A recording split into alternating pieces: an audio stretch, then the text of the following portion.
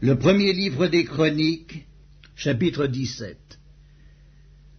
Lorsque David fut établi dans sa maison, il dit à Nathan le prophète, « Voici, j'habite dans une maison de cèdre, et l'arche de l'alliance de l'Éternel est sous une tente. » Nathan répondit à David, « Fais tout ce que tu as dans le cœur, car Dieu est avec toi. » La nuit suivante, la parole de Dieu fut adressée à Nathan, « Va dire à mon serviteur David, ainsi parle l'Éternel.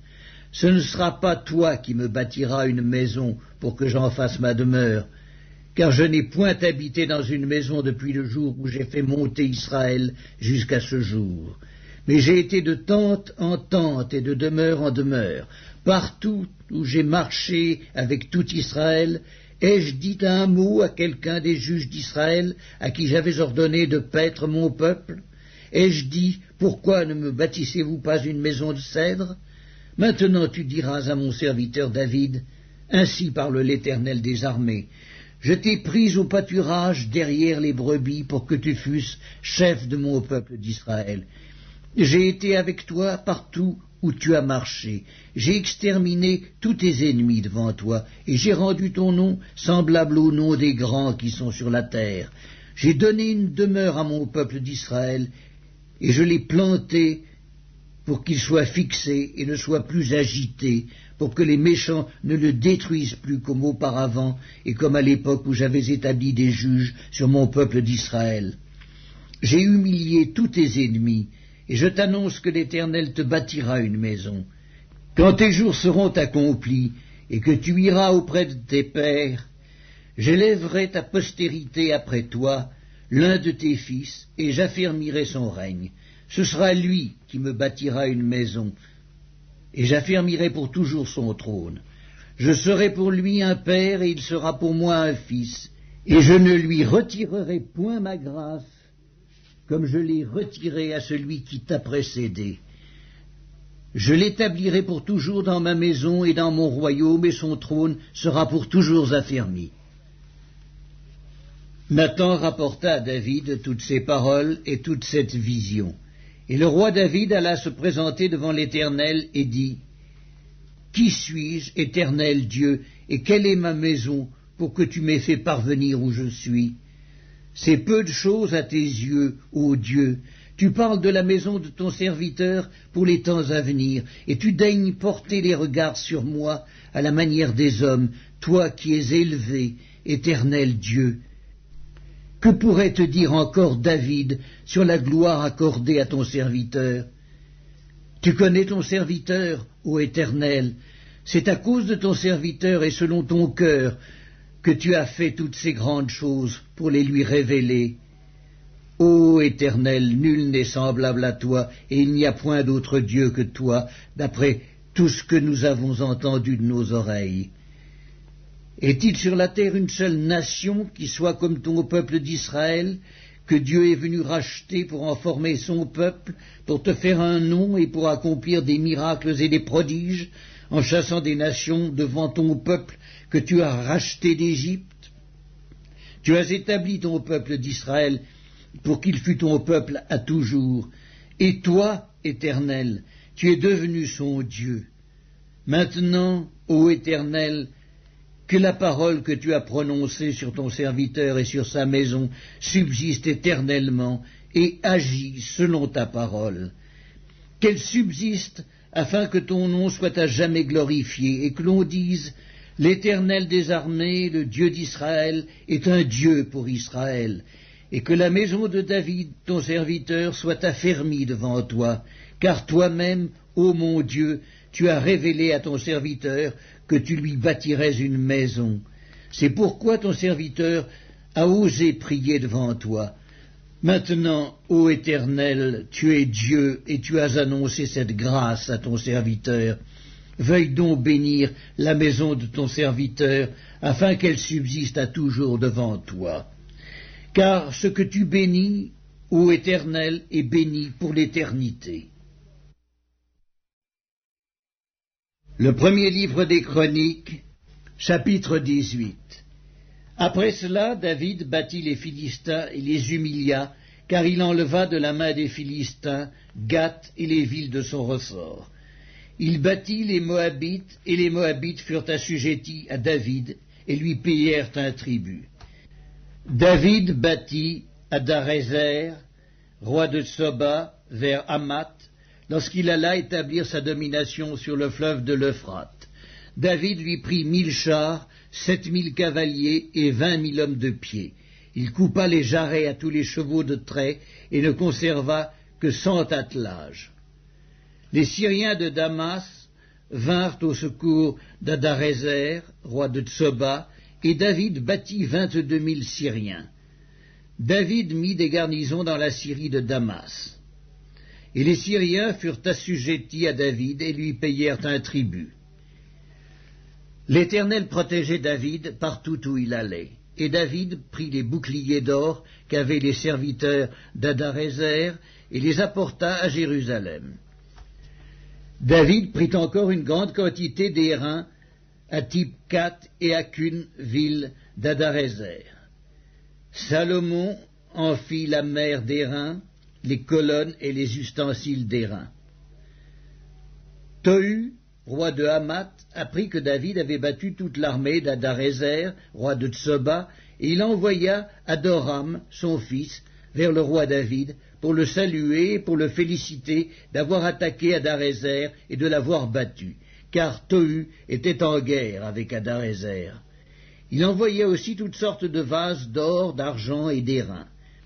Le roi David les consacra à l'Éternel, avec l'argent et l'or qu'il avait pris sur toutes les nations, sur Édom, sur Moab, sur les fils d'Ammon, sur les Philistins et sur Amalek.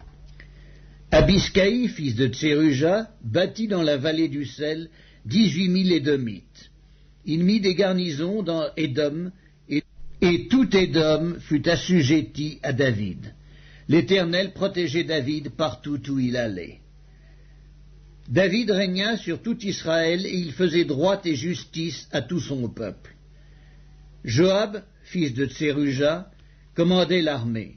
Josaphat, fils d'Achilud, était archiviste. Tsadok, fils d'Achitub, Abimélec, fils d'Abiatar, était sacrificateur. Shavshka était secrétaire. Benaja, fils de Jéhojada, était chef des Kérétiens et des Pélétiens. Et les fils de David étaient les premiers auprès du roi. Le premier livre des Chroniques, chapitre 19. Après cela, Nakasque, roi des fils d'Ammon, mourut, et son fils régna à sa place. David dit, « Je montrerai de la bienveillance à Hanun, fils de Nakasque, car son père en a montré à mon égard. » Et David envoya des messagers pour le consoler au sujet de son père. Lorsque les serviteurs de David arrivèrent dans le pays des fils d'Ammon, auprès de Hanun, pour le consoler, les chefs des fils d'Ammon dirent à Hanun, « Penses-tu que ce soit pour honorer ton père que David t'envoie des consolateurs? N'est-ce pas pour reconnaître la ville et pour la détruire et pour explorer le pays que ses serviteurs sont venus auprès de toi ?» Alors Hanun saisit les serviteurs de David, les fit raser et fit couper leurs habits par le milieu jusqu'au haut des cuisses. Puis il les congédia. David, que l'on vint informer de ce qui était arrivé à ces hommes, envoya des gens à leur rencontre, car ils étaient dans une grande confusion. Et le roi leur fit dire, « Restez à Jéricho jusqu'à ce que votre barbe ait repoussé, et revenez ensuite. » Les fils d'Ammon virent qu'ils s'étaient rendus odieux à David, et Hanun et les fils d'Ammon envoyèrent 1000 talents d'argent pour prendre à leur solde des chars et des cavaliers chez les Syriens de Mésopotamie et chez les Syriens de Maaka et de Tsoba. Ils prirent à leur solde 32 000 chars, et le roi de Maaka avec son peuple, lesquels vinrent camper devant Médéba. Les fils d'Ammon se rassemblèrent de leur ville et marchèrent au combat. À cette nouvelle, David envoya contre eux Joab et toute l'armée, les hommes vaillants. Les fils d'Ammon sortirent et se rangèrent en bataille à l'entrée de la ville. Les rois qui étaient venus prirent position séparément dans la campagne. Joab vit qu'il avait à combattre par devant et par derrière. Il choisit alors sur toute l'élite d'Israël un corps qu'il opposa aux Syriens. Et il plaça sous le commandement de son frère Abiscaï le reste du peuple pour faire face aux fils d'Ammon. Il dit, « Si les Syriens sont plus forts que moi, tu viendras à mon secours, et si les fils d'Ammon sont plus forts que toi, j'irai à ton secours. Sois ferme et montrons du courage pour notre peuple et pour les villes de notre Dieu, et que l'Éternel fasse ce qui lui semblera bon. » Joab, avec son peuple, s'avança pour attaquer les Syriens, et ils s'enfuirent devant lui. Et quand les fils d'Ammon virent que les Syriens avaient pris la fuite, ils s'enfuirent aussi devant Abiscaï, frère de Joab, et rentrèrent dans la ville, et Joab revint à Jérusalem.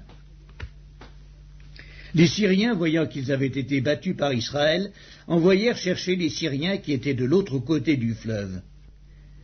Et Scophak, chef de l'armée d'Adarézer, était à leur tête. On l'annonça à David, qui assembla tout Israël, passa le Jourdain, marcha contre eux, et se prépara à les attaquer. David se rangea en bataille contre les Syriens. Mais les Syriens, après s'être battus avec lui, s'enfuirent devant Israël. David leur tua les troupes de 7000 chars et 40 000 hommes de pied, et il fit mourir Scophak, chef de l'armée. Les serviteurs d'Adarézer, se voyant battus par Israël, firent la paix avec David, et ils lui furent assujettis. Et les Syriens ne voulurent plus secourir les fils d'Ammon. Le premier livre des Chroniques, chapitre 20. L'année suivante, au temps où les rois se mettaient en campagne, Joab, à la tête d'une forte armée, alla ravager le pays des fils d'Ammon et assiéger Rabba. Mais David resta à Jérusalem. Joab bâtit Rabba et la détruisit. David enleva la couronne de dessus la tête de son roi et la trouva du poids d'1 talent d'or. Elle était garnie de pierres précieuses. On la mit sur la tête de David, qui emporta de la ville un très grand butin.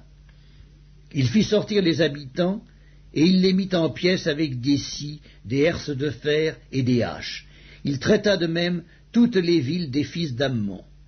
David retourna à Jérusalem avec tout le peuple. Après cela, il y eut une bataille à Gézer avec les Philistins. Alors Sibécaï, le Huskatite, tua Sipaï, l'un des enfants de Rapha, et les Philistins furent humiliés. Il y eut encore une bataille avec les Philistins, et Elkanan, fils de Jaïr, tua le frère de Goliath, Lakmi de Gath, qui avait une lance dont le bois était comme une ensouple de tisserand. Il y eut encore une bataille à Gath. Il s'y trouva un homme de haute taille qui avait 6 doigts à chaque main et à chaque pied, 24 en tout, et qui était aussi issu de Rapha. Il jeta un défi à Israël, et Jonathan, fils de Chiméa, frère de David, le tua. Ces hommes étaient des enfants de Rapha à Gath. Ils périrent par la main de David et par la main de ses serviteurs.